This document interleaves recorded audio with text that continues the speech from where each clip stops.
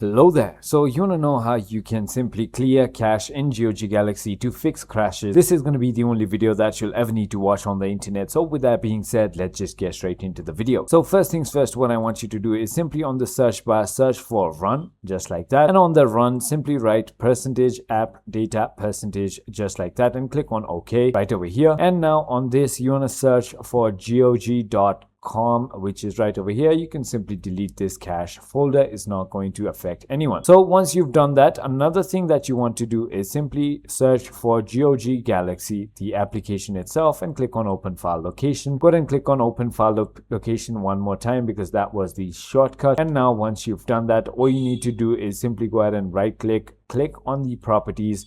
Now this is going to be a bonus tip. What you can do is simply go ahead and go to compatibility, make sure run this program as admin is always turned on, and go to security and click on edit and allow full control on all users right over here. Now that will prevent all the future crashes. So I hope this video was helpful to you. If it was, hit that like button and I'll see you on the next one.